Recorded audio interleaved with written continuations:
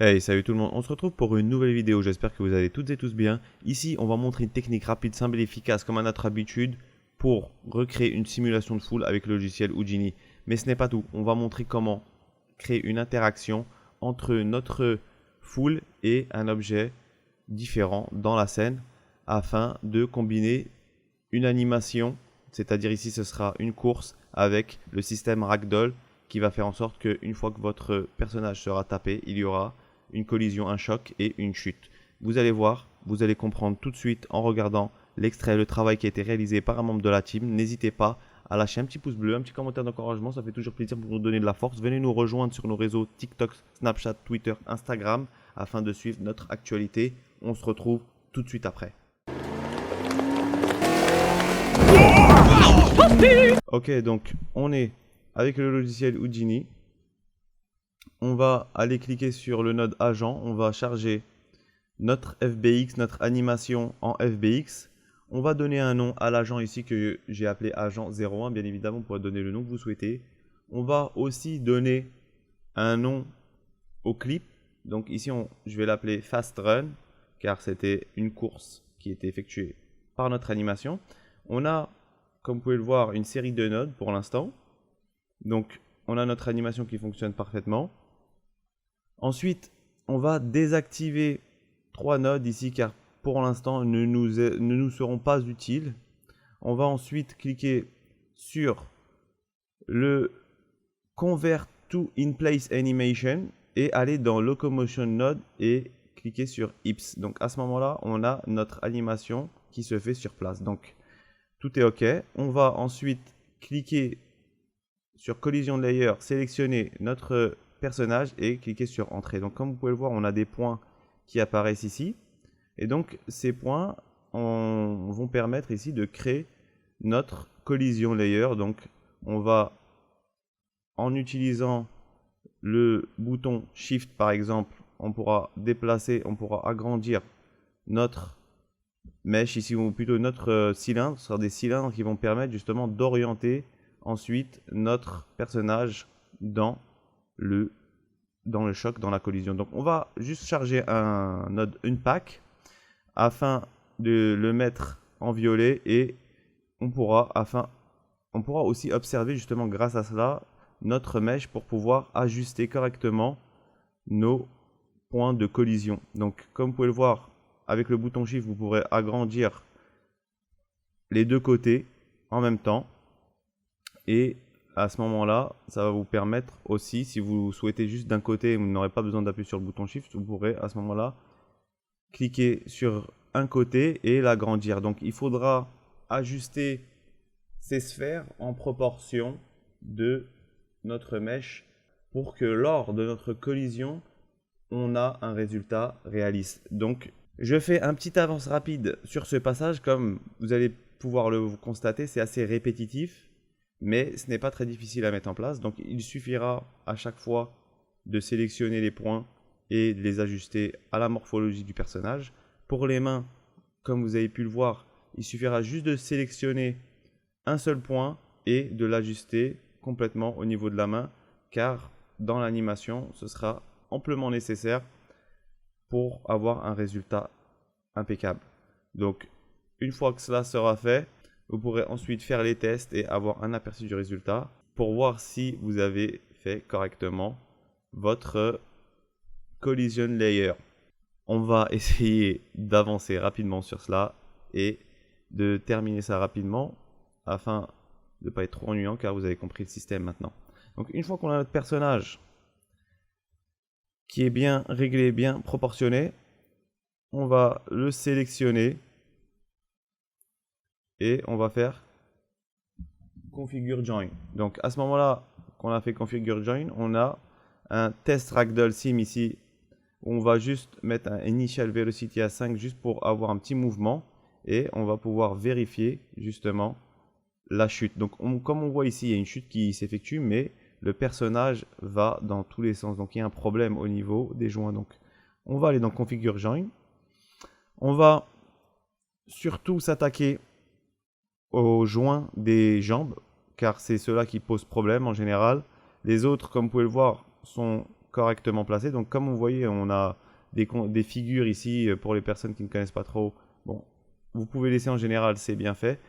Donc on va juste faire un tour complet car nos joints au niveau des hanches étaient inversés. Donc il faudra les tourner dans le sens inverse afin d'obtenir notre jointure qui soit correcte. Donc ici on peut le voir qu'il y a un mouvement rotatif qui est anormal. Donc c'est que le joint n'est pas correctement placé. Et lorsque vous allez faire une rotation complète, comme vous pouvez le voir à l'écran, on va faire une rotation complète de notre joint et à ce moment-là, on pourra obtenir une rotation normale et cela permettra d'avoir une collision réelle. Donc, il faudra bien sûr passer un peu de temps et vérifier que votre collision se passe correctement. Donc, comme vous pouvez le voir ici, c'est flagrant. Une fois que notre jointure n'est pas correctement placée, on a toujours ce problème avec le test ragdoll. Donc, attardez-vous un petit moment ici afin de pouvoir régler ce problème. Ici, comme vous pouvez le voir, j'ai modifié le sens, comme vous avez pu le constater, j'ai fait une rotation complète car elle était à l'envers. Donc, une fois qu'on a notre rotation complète, on voit que la forme est vraiment ronde. On n'a pas un 8 car lorsqu'on a un défaut, on voit que sur la forme, on a un léger 8 qui se forme et là, on a un rond qui peut se faire impeccablement. Et à partir de ce moment-là, une fois que ça a été fait, on va faire un petit test et on va voir ce que ça donne. Et là, on voit qu'on a notre test qui est réussi. Donc à partir de ce moment-là, on peut continuer dans le bon sens et on n'aura pas de problème avec notre choc et notre collision.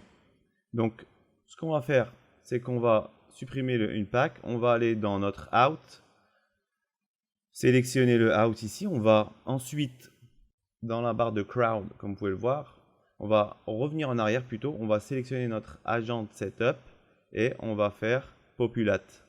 Donc une fois qu'on a fait populate et qu'on a sélectionné notre agent setup, vous pouvez le voir ici, on va juste désactiver le deuxième mesh, le deuxième node qui est relié ici.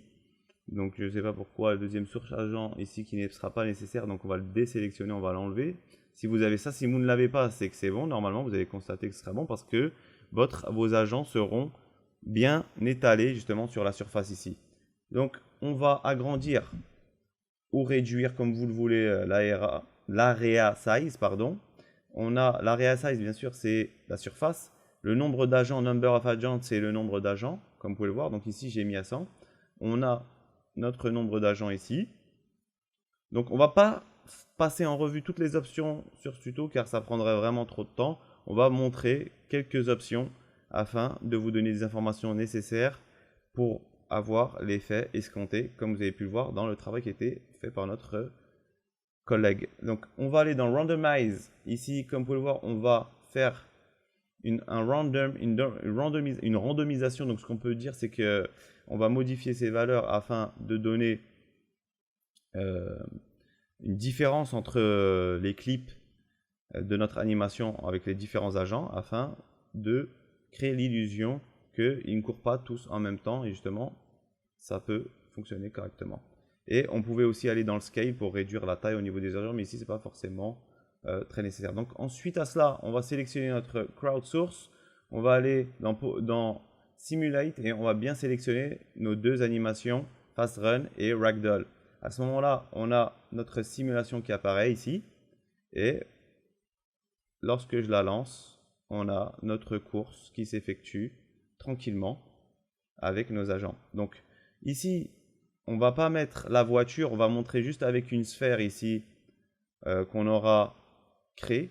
Donc une sphère qui se fait avec les nodes que vous pouvez constater. Sphère transforme ensuite pour modifier un petit peu la position.